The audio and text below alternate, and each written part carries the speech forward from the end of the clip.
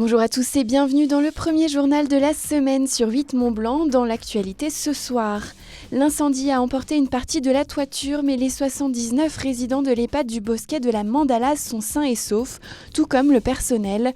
Le sinistre est survenu dans la nuit de dimanche à lundi. Rouleco milite pour la démocratisation du deux roues en ville. L'association anécienne propose des stages d'initiation à des salariés en réinsertion.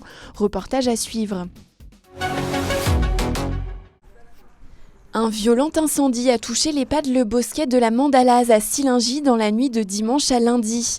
Aucune victime n'est à déplorer, les résidents tout comme le personnel est sain et sauf.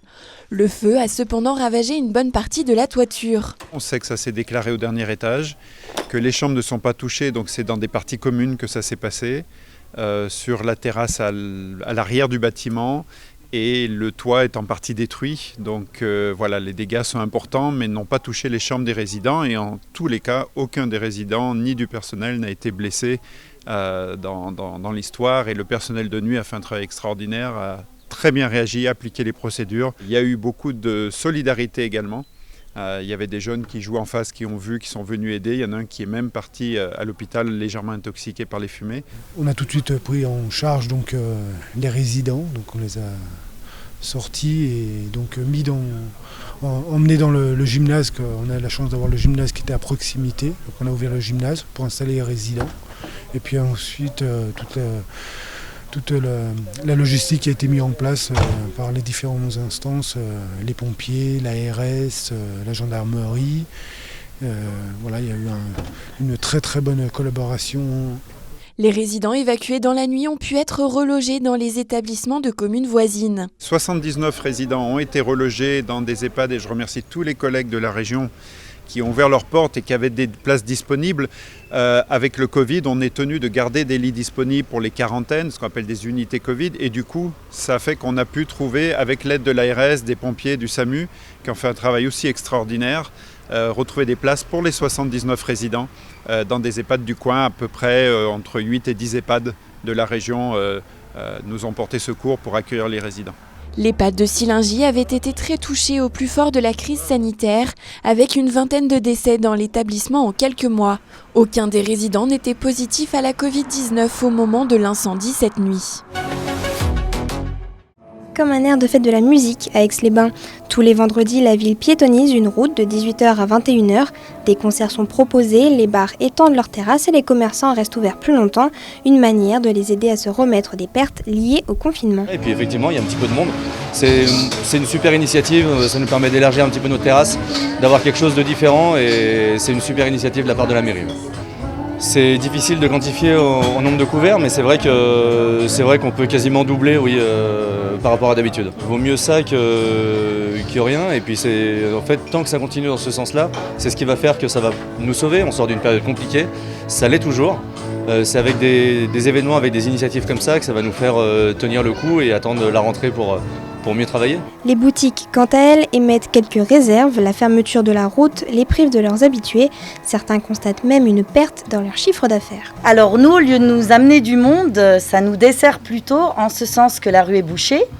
Les gens n'ont pas la possibilité de se garer et de venir jusqu'à nous. Si, ils pourraient venir à pied, mais on a une clientèle pas forcément jeune, donc ils ont du mal à venir jusqu'à nous. Il y a beaucoup de musique, c'est envahi par les terrasses de bar et malheureusement, je pense qu'à la base, c'est une très bonne initiative, mais qui est beaucoup plus pour les bars qui s'étalent énormément que pour les petites boutiques qui, au contraire, ne voient pas la clientèle arriver jusqu'à eux. Malgré un bilan mitigé, la bonne ambiance était tout de même au rendez-vous.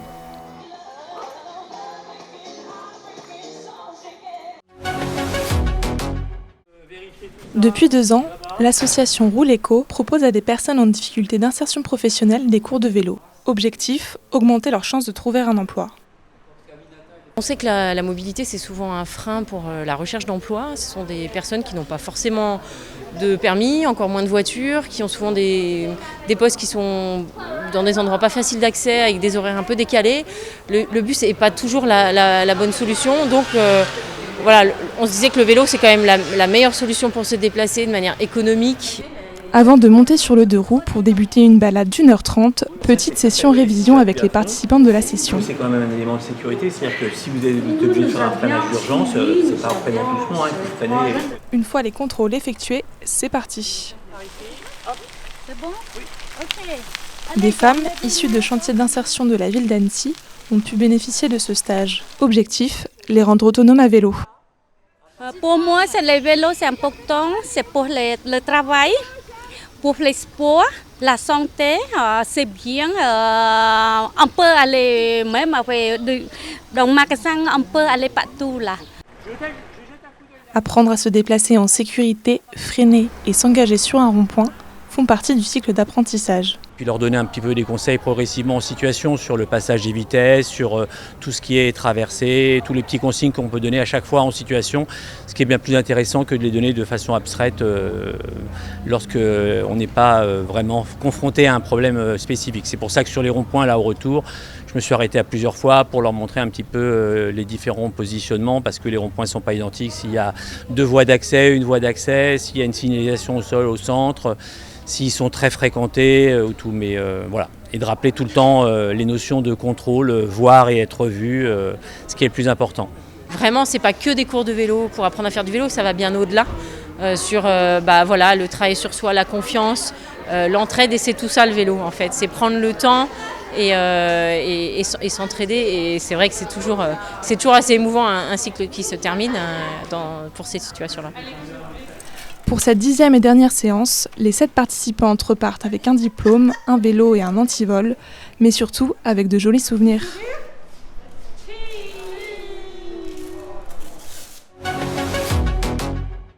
La 6e édition du Méribel Trail avait lieu ce week-end. 2 jours de compétition intense sous un grand soleil. Près de 1000 coureurs ont pris le départ. La 50 km épreuve reine s'est déroulée sur les plus beaux sommets de la vallée, du mont de la Châle au mont de Chambre en passant par le col du Fruit ou encore le sommet de la Solire. Anne-Lise Rousset-Séguré s'est imposée en 7h 5 minutes et 21 secondes. Aurélien Dunant-Palaz l'emporte chez les hommes en 6h 4 minutes et 32 secondes. On se quitte sur ces belles images. Passez une très bonne soirée. À demain sur 8 Mont Blanc.